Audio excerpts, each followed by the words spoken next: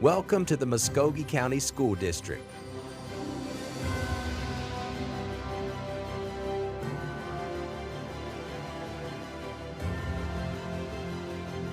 Our vision is to be a beacon of educational excellence, where all are known, valued, and inspired.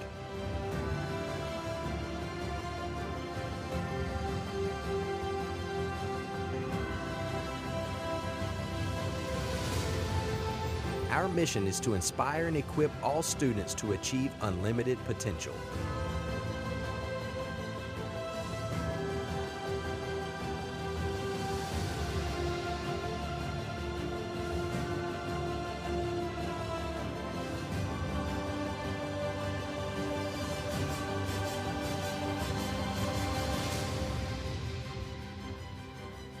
On behalf of our Board of Education, thank you for joining us tonight.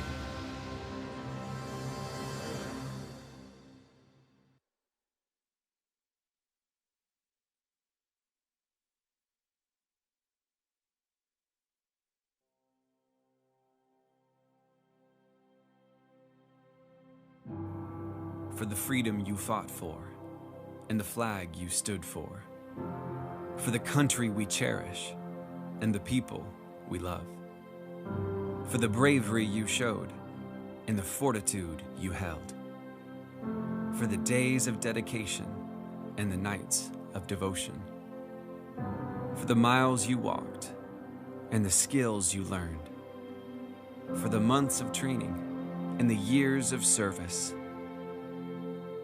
for the memories you carry of the battles you saw, for the legacy of your courage and the honor you deserve. When our nation needed you most, you answered the call. A deep and unshakable sense of allegiance and responsibility.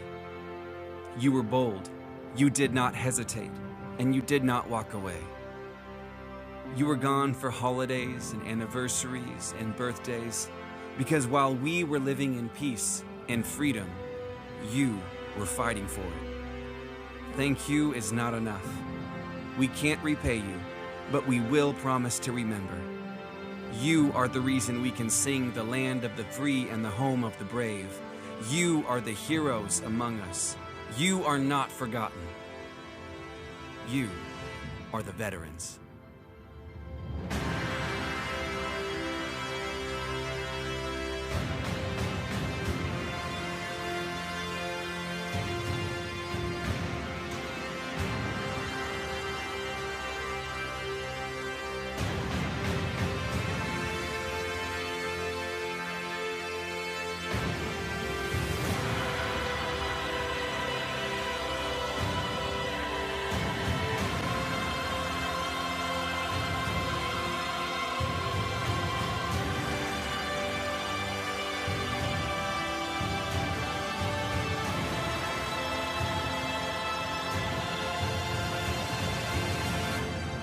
We remember your courage, we honor your sacrifice, and we thank you today.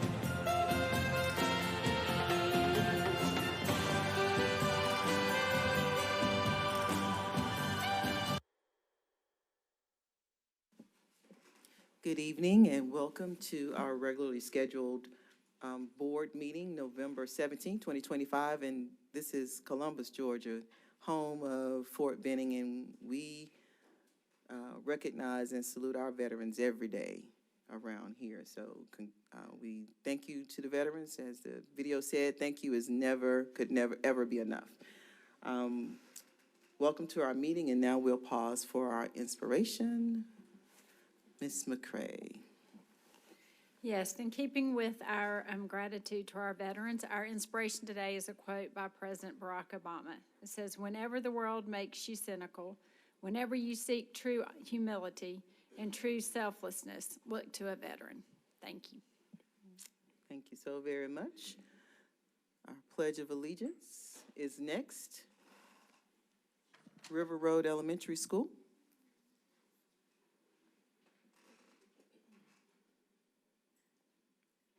That principal is Mr. Carlos Jackson.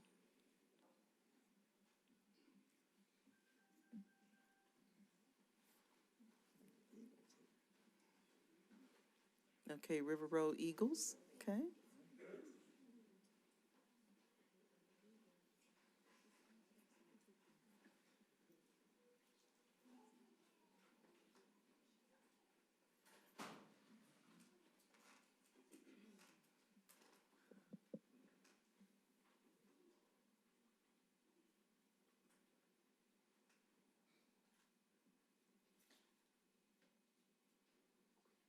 Can everyone please stand up for the pledge?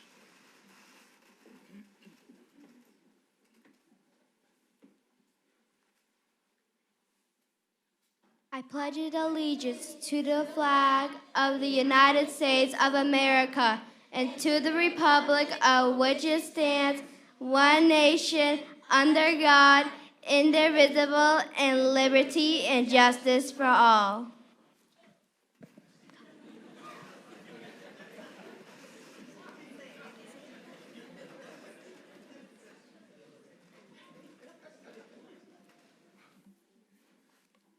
November's character word of the month, citizenship, the way you act as a responsible member of the community. Honor, showing the gratitude for our veterans, active and service men and women, and the first responders.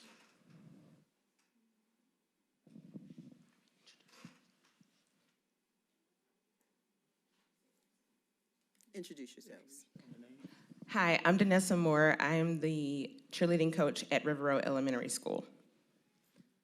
I'm Tracy Spurlock. I am one of the coaches at River Road. I'm Carlos Jackson. I'm the principal at River Road, and I would like to take this opportunity to thank everybody and allow us to come out. Anytime there's an opportunity for us to showcase our students, we like to take that opportunity, and we greatly appreciate it. Thank you to you young ladies. We appreciate it. These are our River Road cheerleaders.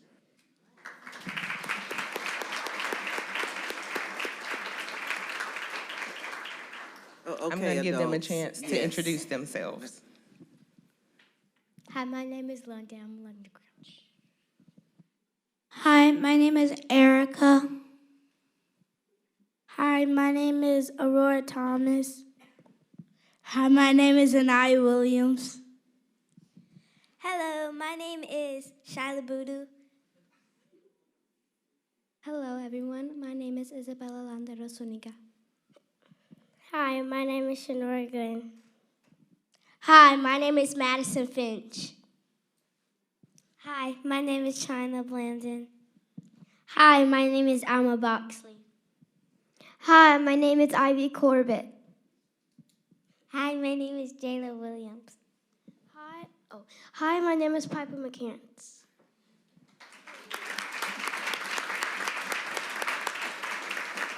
Also, we would like to ask for the parents and supporters to please stand or wave. Outstanding. Thank you. We appreciate your support. Thank you. Thank you. Thank you. Good job.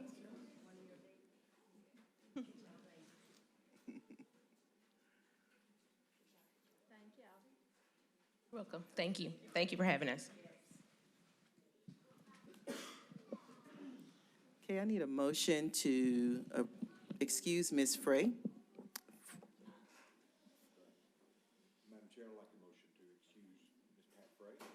Motion by Mr. Cantrell, second by Dr. Chambers. All in favor, raise your hand. All right, next, I need a motion to approve the agenda. Motion by Dr. Chambers, second by Ms. Jackson. All in favor, raise your hand. All right, that passes. All right, I want to welcome all of our visitors, our building leaders. If you would stand so we could thank you. If you're on the leadership team in your building, if you would also stand. Thank you. We appreciate all that you do. We have our director of our library, Mr. Alan Harkness. Thank you. Director of the museum, Ms. Marianne Rickner. Thank you, ma'am. And I see Meef, Ms. Marquette McKnight. And Leadership Columbus, okay. Raise your hand, Leadership Columbus. Okay.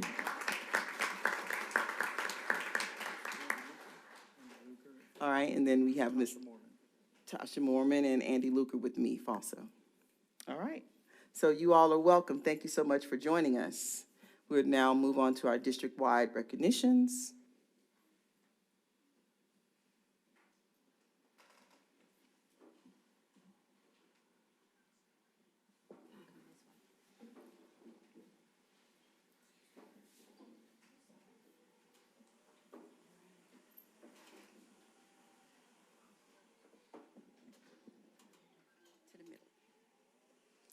Good afternoon. I'm Kimberly Wright, Director of Communications, and these are our November recognitions. So congratulations to Caleb American. On October the 26th, 2025, in Atlanta, the American Association of Adapt Ed Sports Programs announced the 2025 Aspire Award recipients. We are proud to recognize one of our own Muscogee Lions, Caleb American, who was honored as the 2025 Aspire Award recipient for the Wheelchair Football Athlete of the Year, JV. Woo-hoo!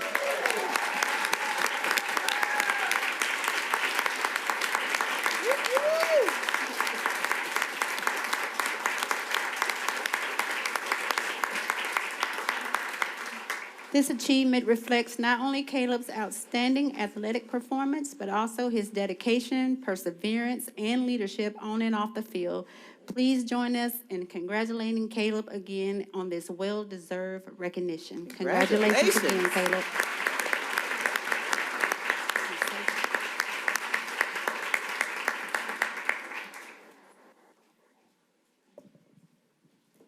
Congratulations, Caleb.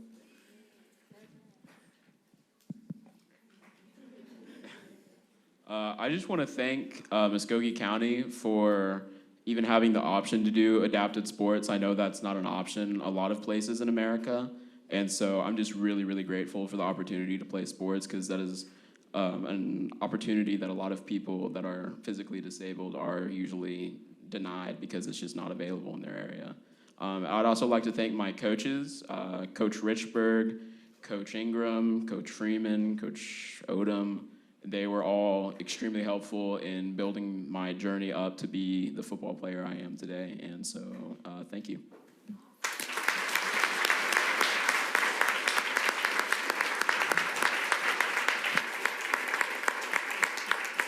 Is that Coach Richburg, like Marty Richburg?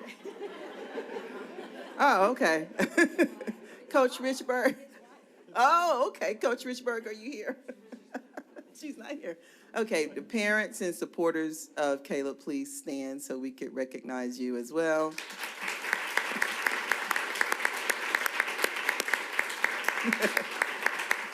Thank you so very much for your supporting. Great job. We appreciate the way you represent Muscogee County School District.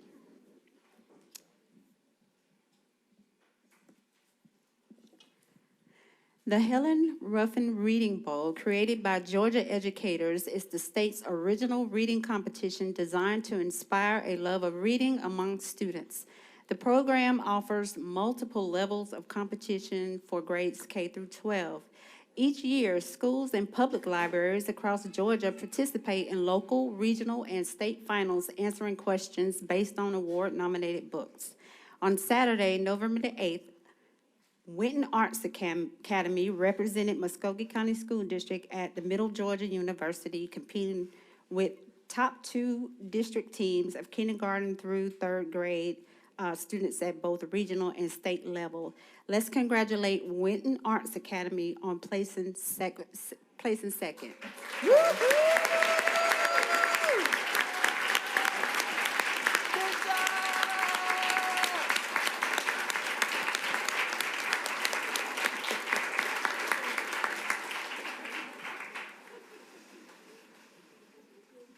You can start with yourself.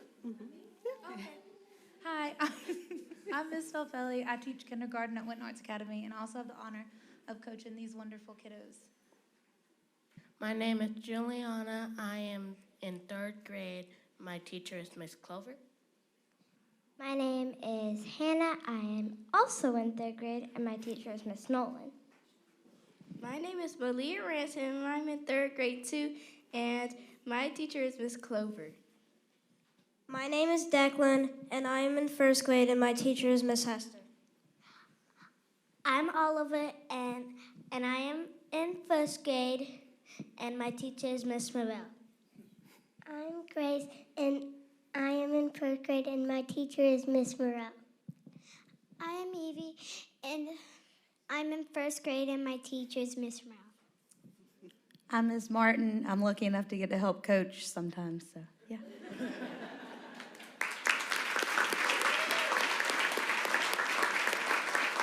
And the principal is here, Principal Ms. Mumpower. Parents and supporters of these fine scholars, please stand so we can. Thank you all so much for your support. Good job. Congratulations. Oh, Ms. Buckner. Coaches or teachers? Coach. Now, is that competition, like she said the competition was from K through 5th grade? K through 3rd, so it's no kindergartens, it's just 1st and 3rd? I only have 1st through 3rd on my team, but I've had kindergartners before. Some of the 1st graders that were on the team this year were represented as kindergarten last year. Okay. And then they do reading bowl for. Okay, I was just wondering why we didn't have K in 2nd. Okay, thank you. Thank you so much.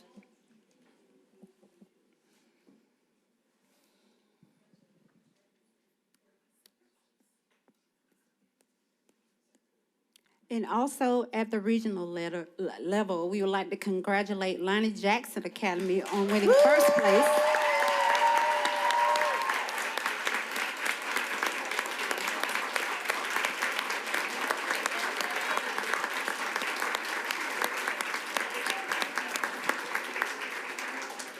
Lonnie Jackson also earned 2nd place overall in the state.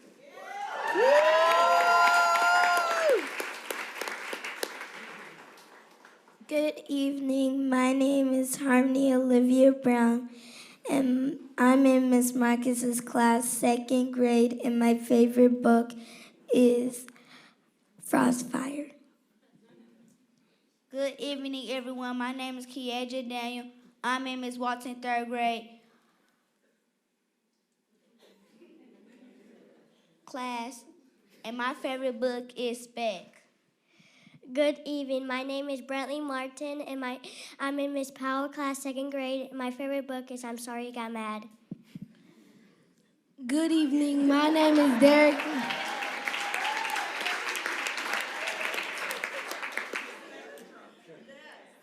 Good evening. My name is Derek Terrell Massey. I am in Miss Parker's 3rd grade class, and my favorite book was Friend Freddy. Good evening. My name is Nevaeh Mariah Collins. I'm in Ms. Reese's 1st grade class, and my favorite book is The Outside. Good evening. My name is Jamarion Williams. I'm in Ms. Watson's class, 3rd grade, and my favorite book is Prunella. Good evening. My name is Tanner Rose Lockhart. I'm in Miss Marcus' second grade class, and my favorite book is That Always Happens Sometimes. Good evening. My name is Lauren Lockhart, and I'm in Miss Watson's third grade class, and my favorite book is Prunella. Good evening. My name is Ryan Davidson, and I'm in Ms. Parker's third grade class, and my favorite book is also Prunella. Outstanding.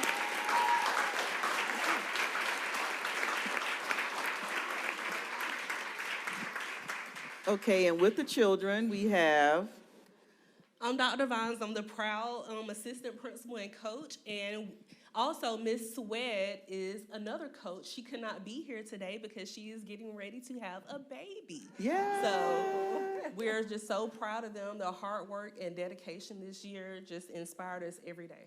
Just very, very proud. And the principal, Miss Lockhart.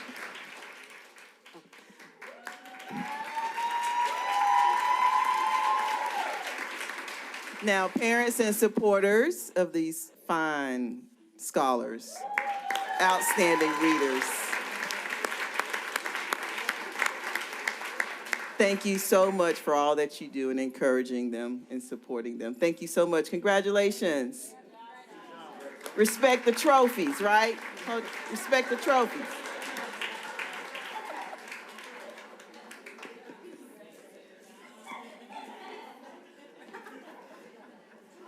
I now yield to Mr. Corey Neal to present the November Power We Award.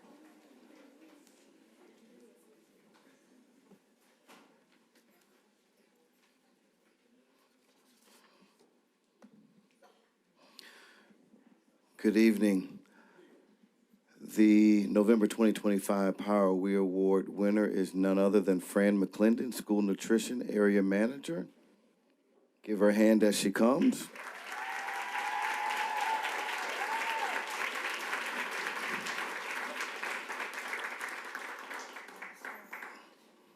And the submission reads as such: I am proud to nominate Fran McClendon for the Power We Award.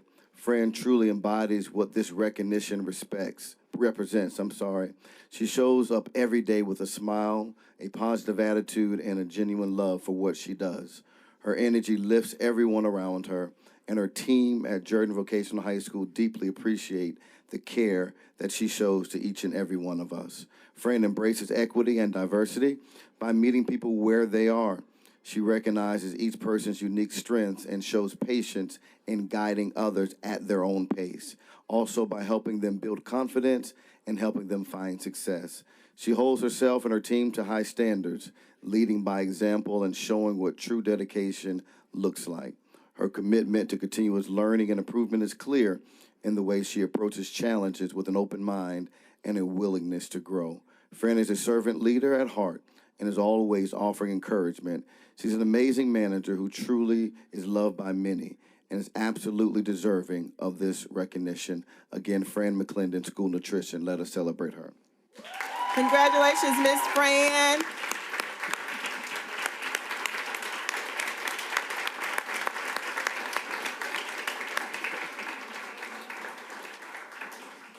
Congratulations, Miss Fran. Would you have a word? Good afternoon, everyone. I'm so thankful. School nutrition is my passion, and I thank each and every one of my team players. I'm just grateful. Thank everyone. Okay, family, friends, supporters, please stand.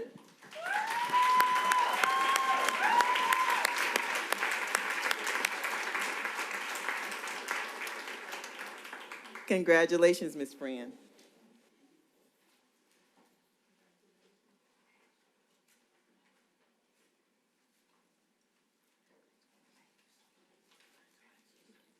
Congratulations again. You got something else? Okay. We have a young man here that would like to dedicate something to Miss Pat Hughley Green. Tell me your name and what school. My name is Tyson Brown. I'm in 5th grade, and I go to Lonnie Jackson. Oh, and you are my pen pal. I've been sending messages to you, and I would like to give you these flowers. Thank you. Nice to put the name with the face.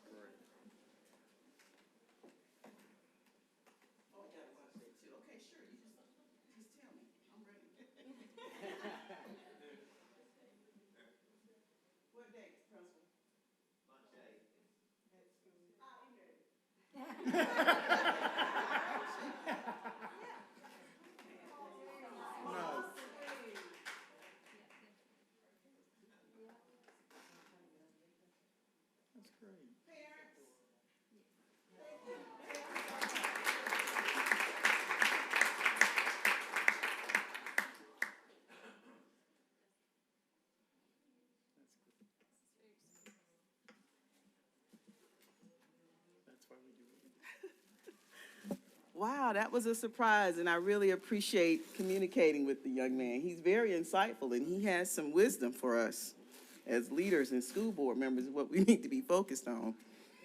So it's been a nice exchange, Okay, so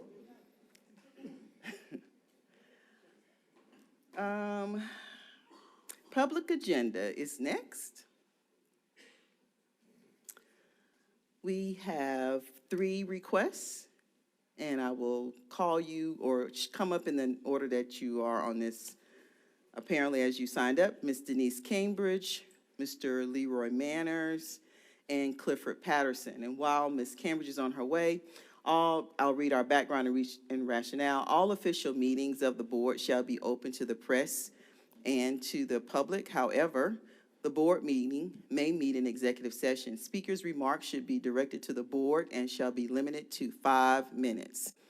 Citizens are encouraged to address items on the board agenda or to initiate presentations of issues appropriate for school board consideration. If an individual desires to speak, they may contact the superintendent's office to be placed on the agenda. The board meeting or the work session is not the appropriate place to address either criticism of particular employees or individual parent complaints when such complaints have not been first addressed to the attention of the appropriate administrator for a resolution. Citizens are encouraged to follow our normal channels to address individual parent complaints or problems. Ms. Cambridge, hold on. All right, yes, ma'am. All right, good evening. So I didn't bring flowers. I'll have to get a rain check on that, but I brought you me. So good evening, Madam Board Chair, board members, Dr. Lewis, and Cabinet. I can remember standing in this very room when Dr. Lewis hosted a community forum to share his plan to move Muscogee County School District forward in his very initial assessment and recommendations report titled Establishing Relationships and Leading for 21st Century College and Career Expectations. Yes, I still have it in my email. He closed the evening by asking the room, was there any other questions or comments? My youngest daughter, who at that time was about 4 or 5, says to me, I want to say something, and raises her hand. I gave her that very mom eye. What is it that you want to say? Surprisingly, Dr. Lewis recognized her hand, and she had the microphone before I could even object. Her sweet little voice then introduced herself and says, I would like to thank everyone for coming out to this meeting this evening. I can only hang my head. She was already displaying signs of being the child of a PTA parent. That's family engagement. I've shared here before how my parent engagement journey began with a small ask, more like being voluntold, to help around Casita Road Elementary School, to joining the MLK PTA, serving in the local school, the county and state level leadership of PTA, and even most recently serving on the State School Superintendent Parent Advisory Council. Being afforded opportunities to share my children, your students' educational experience by coming alongside teachers, administration, and district personnel, joining in with individual community stakeholders, business partners of the school community is what continues to drive my involvement today. What I've learned over the years is family engagement is not one size fits all. There's levels to this. It looks like at elementary school, it looks different at elementary school, middle school, and very different at high school. In elementary school, parents are very, very visible, attending class parties, reading days, field trips, the like. In middle school, kids start pulling away from you a little bit and engaging more with support from the sidelines, where you even have to start relying on principals like Dr. Lawrence at Aaron Cone Middle School to find out what's the latest happening with your own student. By high school, engagement could look as simple as late night conversations, managing schedules, or even just being an Uber driver like I was today. There is no right or wrong way to be an engaged parent. There are different levels, different capacities, and different realities. Parents are trying to figure out this education thing, balancing work, home life, and everything in between. Most families are doing the best they can with the time, energy, and resources they have. And that's why I'm excited to talk about the Parent Cafe Lunch and Learn on National Family Engagement Day, which is this Thursday. The Columbus Family Connections Office, along with the Columbus Literacy Alliance, are providing a space for families to gather, learn, ask questions, and feel supported in navigating their child's education.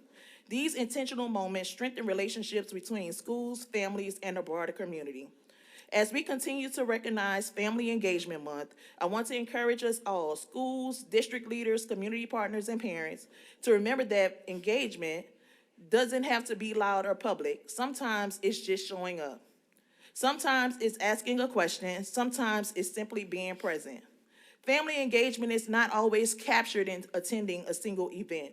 It's a culture, it's a partnership, and it's shared responsibility. Thank you for your continued work, and thank you for making space for families to be a part of this journey. My daughter's words still ring true today. Thank you all for being here this evening, and thank you for continuing to show up for our students and our community. Thank you so much. Ms. Chambers. Ms. Cambridge, before you leave the mic, first of all, let me say thank you for your engagement, and thank you for all you do to keep the public informed with what's going on in the school district and at the city level. So thank you for doing that. But my question for you is, you said Thursday. Yes, Did you give us a time and a place for the luncheon, and is that open to the public? It is open to the public, all parents, so it is 11:30 a.m. on Thursday. It will be at the Citizen Service Center in the community room, and I'll email you all that flyer as well. Okay. Sounds good. And we Thank you can so get it much. to Ms. Wright too. Okay, sounds good. Thank you. Thank you all. Thank you. Mr. Manners? Thank you so much for joining us. How are y'all doing today? Y'all all looking real good. I wish my comedy clubs would be this full. My name is Leroy Manners. My daughter is Adeline Manners. She goes to Muscogee County School District right there. I'm here not to criticize anyone in particular. I'm just here to criticize the way the procedural things have been done. Now, the 14th Amendment is due process. We all have due process, even kids. You know, when evidence is asked to be provided up under a magical word based on certain people's aspects right there, that's not right. You know, when people have certain emotions, certain things right there, we don't have the kind of money we can afford to actually do other things. Now, due process, it's not meant for, it's meant for everyone. Can we understand and be also correct? You know, when we have certain aspects of our life right there, when certain people go through certain things in their life, you expect you be able to have the protections available based on the federal and governments. Right? Wrong. When you go through the aspects like that, you shouldn't have to have a magical word to be able to produce certain records and certain evidence that you request from the district. Whenever you're a parent or anything of that sort, to be able to defend your daughter based on you don't have enough money for a lawyer. Now, you know, my child lost her access, I feel, to her education right there. My child was at a 4.0 access, never been in trouble a day in her life. Now she's turning around and actually teaching herself on the school because there's nobody there at that school to be able to do her science stuff. Now, I'm not asking the board to sit here and criticize me or go in and see any certain part, and I'm not criticizing anyone on their aspects. When somebody is, you know, sexually assaulted, there should be things stood up and brought about. They should sit there and not wait and sit there and see what comes about in their process. Thank y'all so much. My name is Leroy Manners. Y'all have a good day. Thank you so much, Mr. Manners. And Clifford Patterson.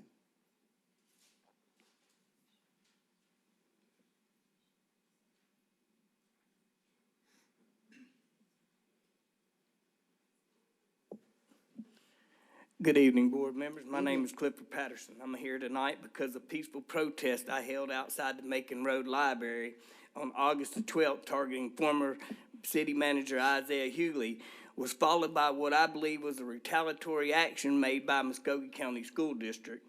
I parked legally in a political sign and joined fellow citizen Toby Stoll in a quiet, lawful protest. Library staff called the Muscogee County Police Department. Their own incident report confirms police response, yet Muscogee County School Police later denied the report existed. Within 2 weeks, the curb where I was parked was painted yellow. For the first time in 15 years.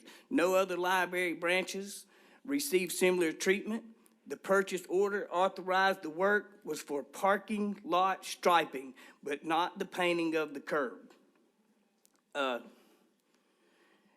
no striping was done. Photo evidence confirms this. I have it. I received an email from Superintendent Dr. Lewis stating that he and Mr. Alan Harkins, director of the Chattahoochee Valley Libraries, made this decision without consulting the board. Today, I personally visited every library branch in the system. None had the curbs painted. None had signage installed. I even sat for 45 minutes at the other entrance of the main library on Macon Road on an unpainted curb in the same type of situation. No staff approached me. No police were called. The only difference, I was not holding a political sign and there was no political event inside. This proves the curb painting was not about safety. It was not part of the district-wide incentive. It was a targeted response to political speech. And it happened at the facility where partisan political activity was allowed inside while opposing speech was met with enforcement outside. Given the timing, the contradictions, and the fact that Mr. Hughley has close relatives, the chair of this board, I believe this raises serious concerns about institutional bias, selective enforcement, and viewpoint discrimination.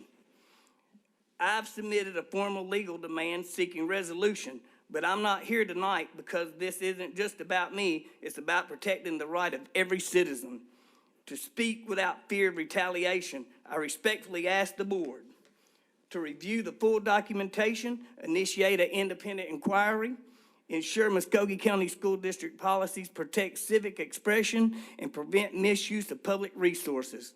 Thank you for your time and your service to our community. I do have some papers if everybody, this is for the board members, if y'all would like to pass them, that shows all the stuff. And I welcome y'all to email me and I'll get you all the documentation that you need. Thank you so much, Mr. Patterson. Yes, ma'am. Thank you. All right, that concludes our public agenda. We are moving into our action agenda.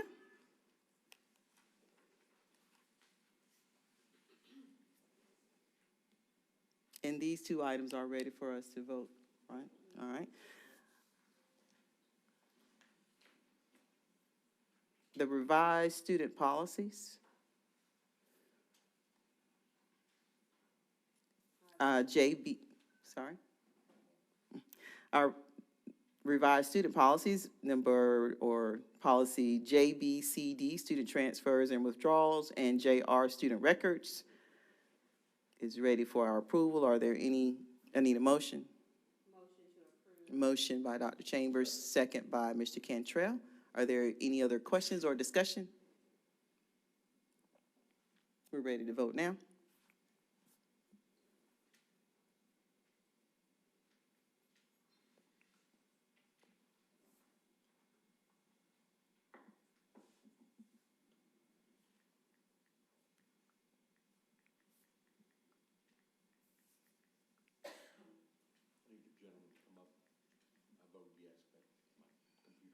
All right, Mr. Cantrell is voting yes.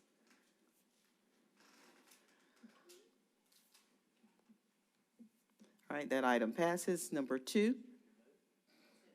It had you on for yes, Mr. Cantrell.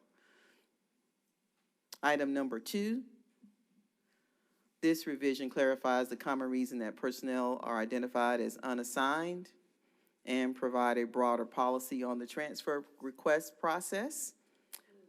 Motion by Dr. Chambers, second by Ms. Jackson. Are there any additional questions or concerns?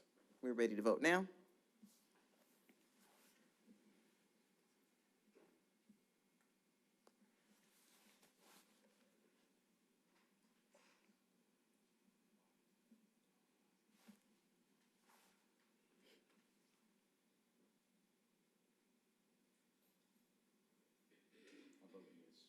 Yes for Mr. Cantrell.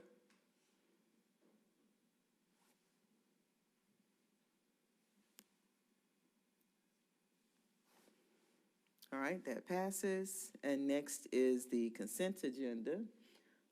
This is where Ms. Buckner would normally remind the audience that we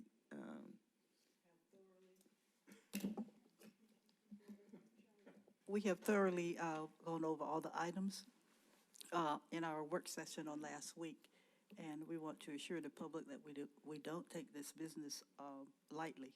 We have fully discussed it, and today we're basically just voting.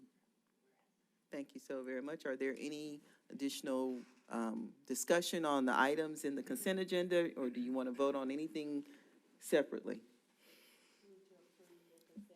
Motion by Dr. Chambers, second by Ms. Buckner. We are ready to vote now.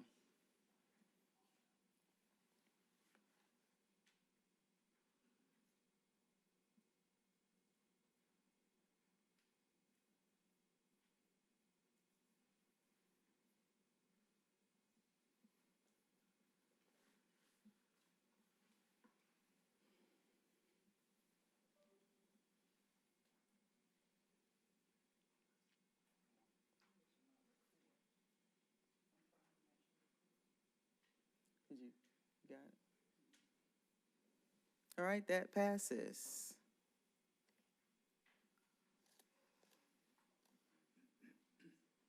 And as always, we want to thank the citizens for the donations that they've made in support of individual schools and with the Muscogee County School District collectively.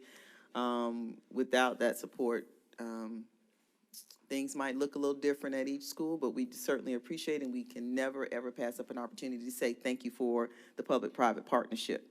Dr. Lewis, did you want to add anything? Yes. First of all, I want to wish everyone a happy Thanksgiving. Hope everyone enjoys it. But also keep in mind, as we spoke this evening earlier, our veterans, many of them, are away from home serving their country. So we want to just remember them as well. But at this time, we had a request from Ms. Tillery last month to bring an update on our transportation ongoing concerns. So I want to make sure we make you aware of that update as well. Thank you. Good evening. I'm Travis Anderson, Chief Operations Officer, and we are here to provide you with an update on transportation. So the reality that we deal with across the nation is that we have a significant bus driver shortage. The national issue of the bus driver shortage is something that we are not immune to. The number one reason that we see across the nation for the bus driver shortage is low pay. However, Muscogee County School District is one of the highest paid districts in the state of Georgia with our hourly rate for bus drivers. So though that is the number one issue nationwide, for us, and of course everyone would like to make more money, but for us, our pay rate is higher than most in the state at $19.44 per hour. And as a reminder, we are hiring. So if you are looking for a job, $19.44 per hour does make us higher than the living wage for our area.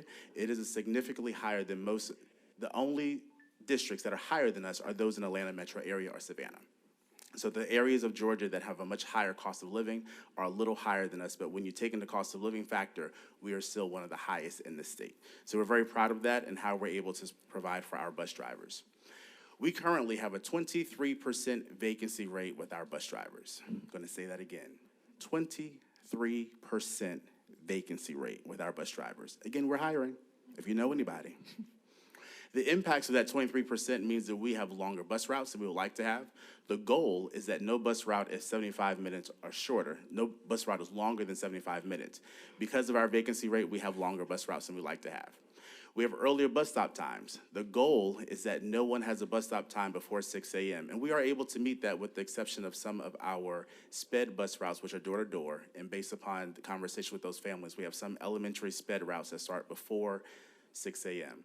And then, of course, we have late buses. That is a reality. We have late buses because we have a vacancy. We do not have a sub-pool, so when someone is absent, we don't have a pool of drivers who are waiting to fill in, so we have significant issues with late buses. The adjustments that we've made over the years to account for our increasing vacancy rate, we adjust how we address magnet and ESOL routes, which are our longest, most complicated routes because they go through the entire district. And so our magnet routes are combined when it can be combined. We are able to combine some of our Rainey and Columbus high routes. Those are combined. We're not able to combine per grade level outside of Columbus to Rainey because Rainey has middle school and high school. But we are able to combine where necessary. We are able to transport those students and then to their home school, and then some of them get on a magnet route from there, so they're able to ride the route that's already in their neighborhood.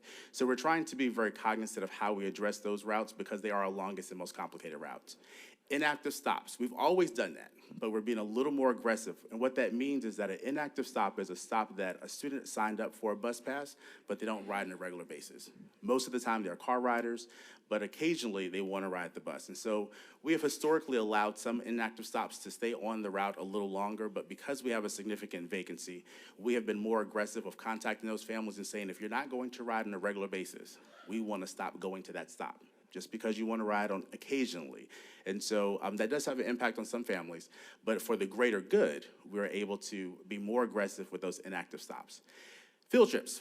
Unfortunately, we've had to adjust how we address field trips. So we've created some times in which our schools can do field trips, which allow all of our buses to be focused on the morning delivery. And so we don't start supporting field trips until after all students have been delivered to school. So elementary has already been in school for a couple of hours before we're able to address field trips. So that is a change for us, but it's how we're addressing with our 23% vacancy. And then the ability to support athletics has had to change in order to make sure that we're able to get our students home on time without having long delays or longer delays on campus after the school day ends. Some unavoidable challenges are absenteeism. So our bus drivers get sick, just like everybody else, and they deserve the right to stay home when they are sick. And we want to make sure that we respect their ability to stay home, but that is a challenge for us. We know that we have an older population with bus drivers, and so some things that some of us less seasoned folks may be able to recover from in a day or two may take them a little longer. And so our absentee rate with our bus drivers, we average about 13 absences per day.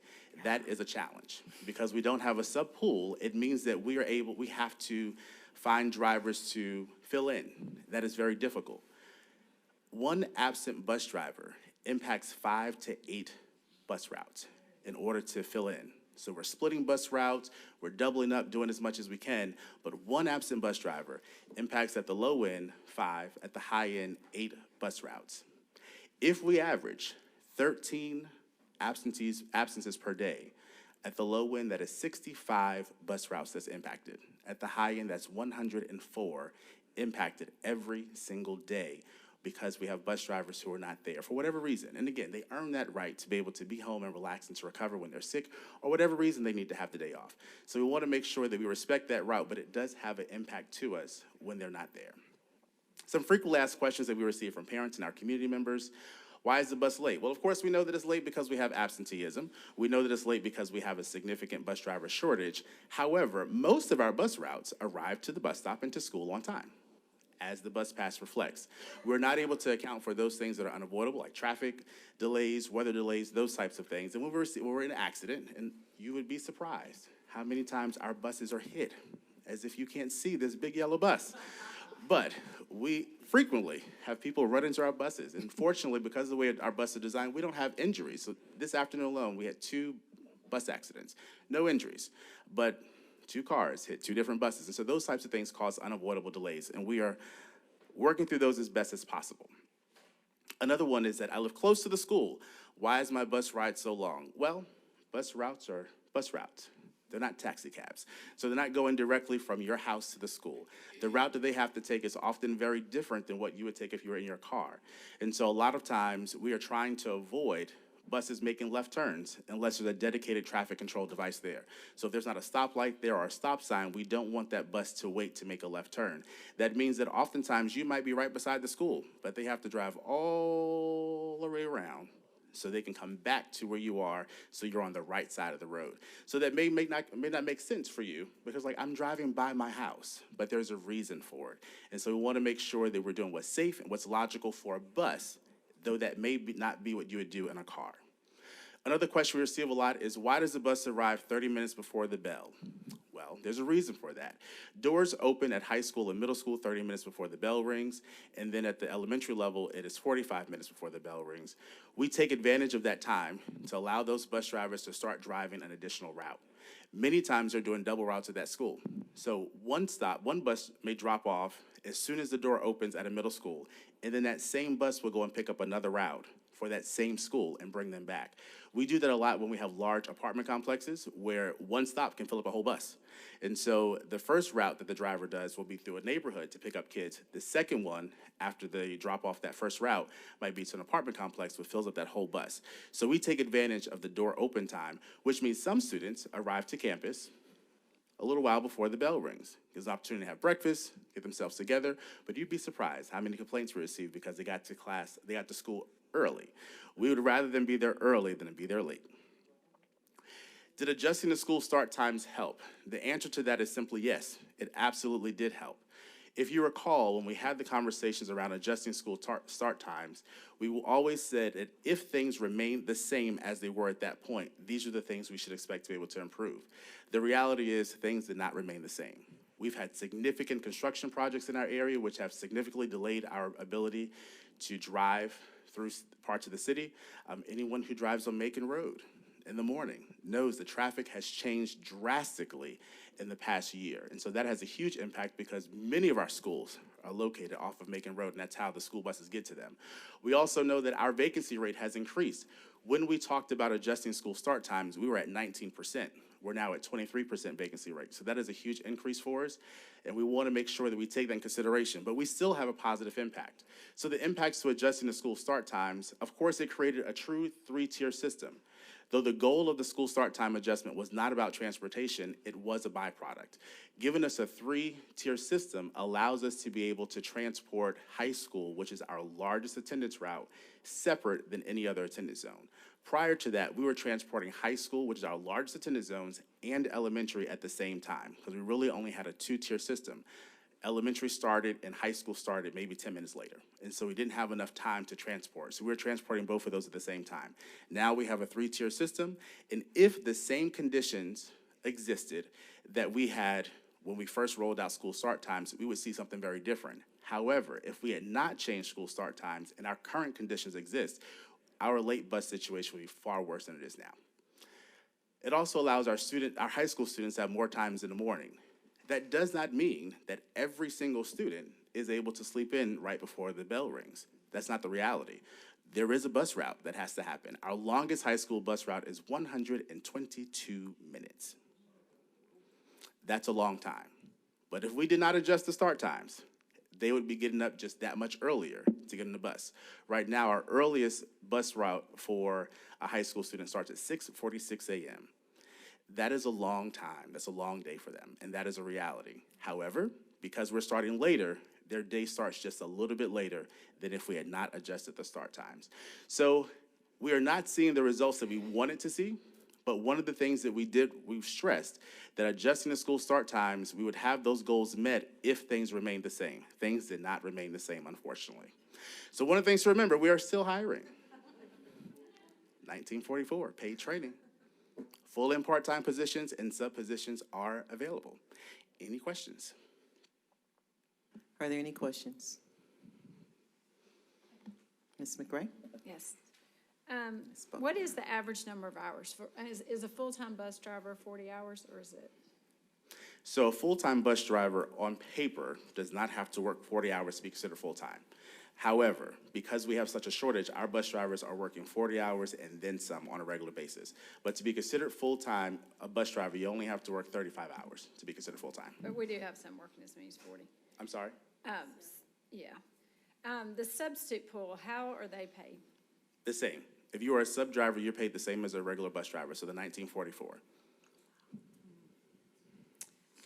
One of my concerns, and I think I've asked in an email before, is just realizing there are going to be late buses, but trying to prevent it from being the same routes that are always late.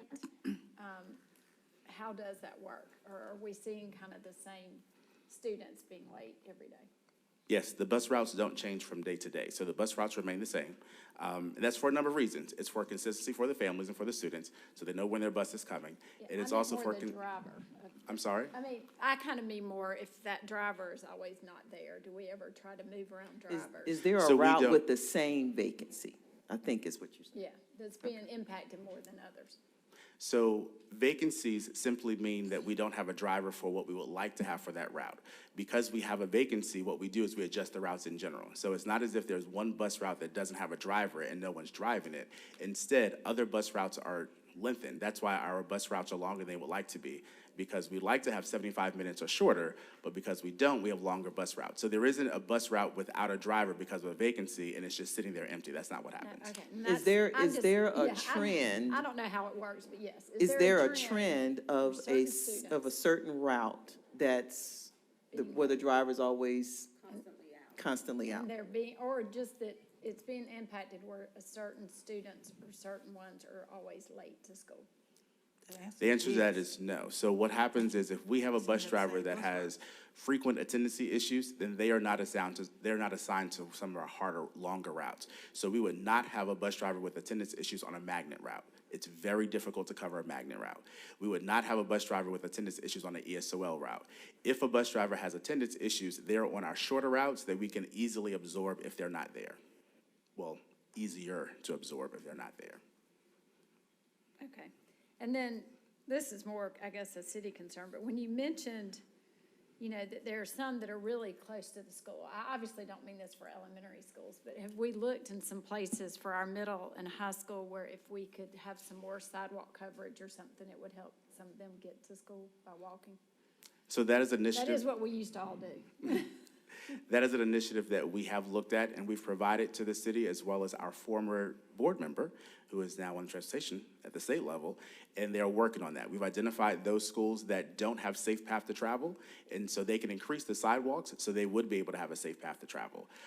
At the high school level, we have a couple of high schools that don't have walk zones because they don't have a safe path to travel, and so if we had more traffic control measures as well as sidewalks, they would be able to have a walk zone. I think it would be helpful for us to know that so that we could help maybe contact people and help in any way we can to support some of that to be done. We can send what we sent to the city over to you. Can we do Okay, thank you. No problem. Ms. Buckner? Yeah, my question is in regarding to particularly high school, and it may go to Dr. Lewis. Say that again. I said, my question is regarding high schools particularly, and I said it may go to Dr. Lewis because I'm out. My question is, do we make allowances for students who are consistently getting to school late, especially in math and in that language class? So I think at one time we had said, I thought I had heard, that the math classes were, or the language classes were later, or how are we handling that? Because for somebody like me who has a huge problem with math, if I miss 30 minutes of it every day, I got a real big problem. So do we make any allowances for that, for the academic part? Yes. We do? Yes.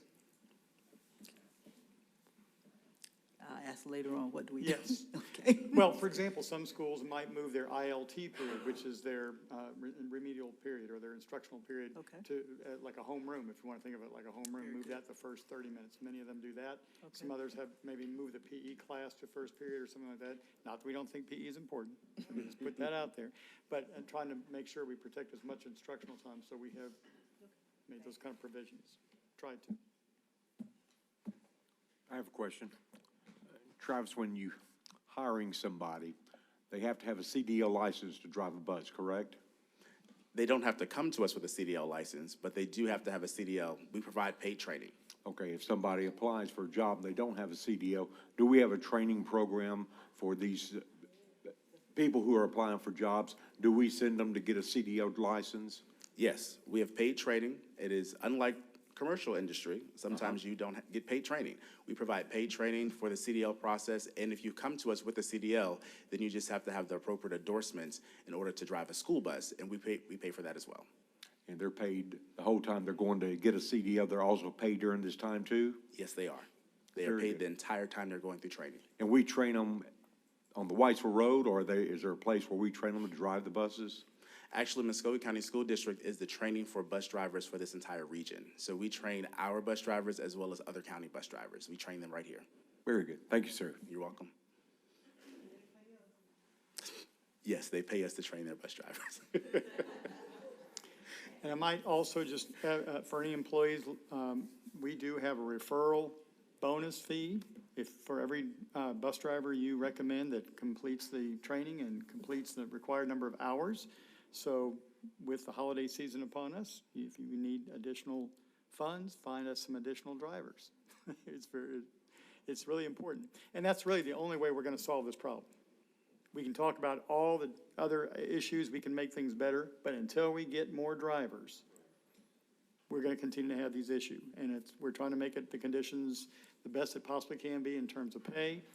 And they're providing very flexible training, trying to make sure we can do everything as quickly as possible, but still make sure. It's also important to remember, anytime one of our drivers might be in any kind of an accident or whatever, they have to get retrained. So that takes them off the road as well. So we don't just put people back out in the road unless we feel like they're safe to do so. So all these factors go into it, but it is important for everybody to realize that we've got to have more drivers. And Pat Frey sent me a video. I don't have time to play it here, but it's an interesting, one of the highest ranking FBI people had retired about a year or so ago. He's driving a bus and he's doing it absolutely free. He's giving his money back to the district. Not that I'm asking anybody to do that, but he talks about how he sees this as giving back. So just want to put that out there. We can all do something to help alleviate this problem, but we've got to make sure we get more drivers. That it will be the only way we can solve this problem. And not just enough to get the drivers we need that and a sub pool. So I'll leave it at that. Definitely need a sub pool with the vacancies or the absences, I should say. Anything else? All right. Thank you so very much. And I do have to apologize. Mr. Broadwater left you off the agenda for the public agenda. I'm sorry. Board members indulge. I know I saw your head down on your phone, and we beg your pardon if you would please while you're here.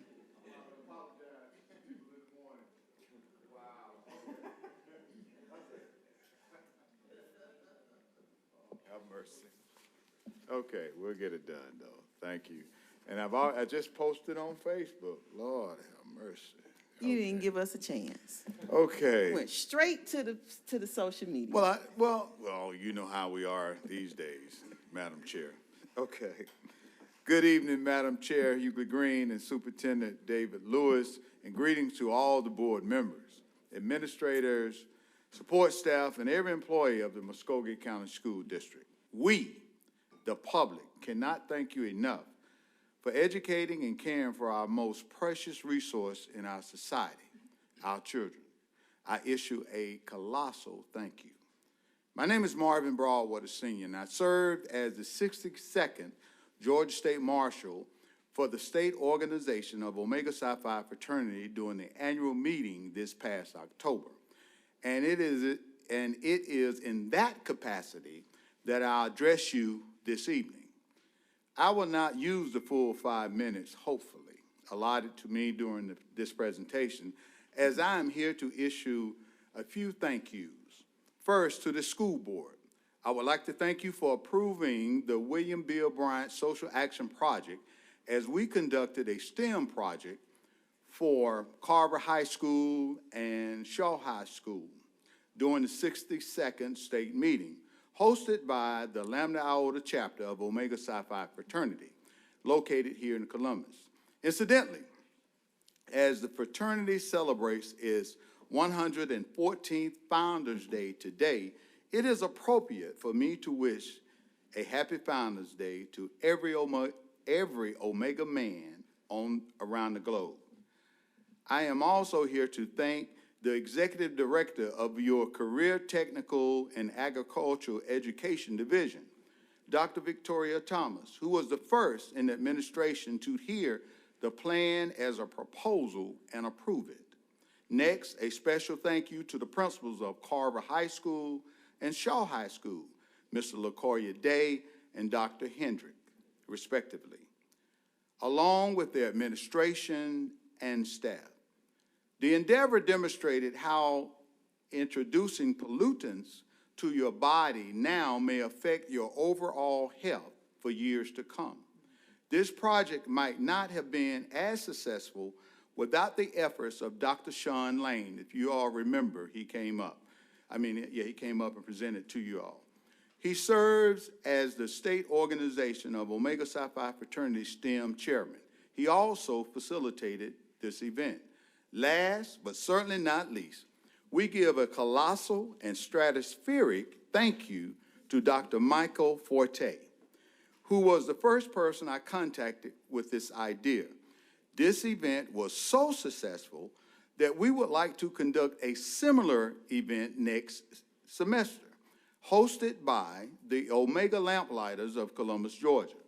We would like to open that event to the entire district. We are in the preliminary planning phase of gathering information now. This event will be at no cost to the district. I will return in January with more details of that event. In closing, thank you for the opportunity to be a part of our next generation lives, assisting them to become more productive citizens. We hope to inspire a few students to consider STEM careers, since 75 of the highest paying careers will involve some aspect of STEM in 2032. I thank you, and I thank you for not forgetting about me. God bless all of you. Well, Mr. Barber, let me just tell you, I'm going to take the rest of your minutes Yes, ma'am. to tell you that I didn't blast you on social media when you didn't show up, when you were on the agenda for our work session. See, and you didn't even think about it until you saw me. And you reminded me in passing, sir, that you would show up for this meeting. So I apologize because I forgot. But you are blasting us on social media, even though you forgot. There are two things good about social media, Madam Chair. You can take it down, and you can amend it very quickly. Well, let me just give you a STEM, lesson. It's permanent. It never goes away. That's right. Amen. God bless you. I will retract that as soon as I sit down. God bless you all, and thank you all. Thank you, Mr. Broadwater. Have a happy Thanksgiving. All right, board members, we have an executive session for a legal matter. It's been updated, as well as a student appeal. I need a motion to go into executive session.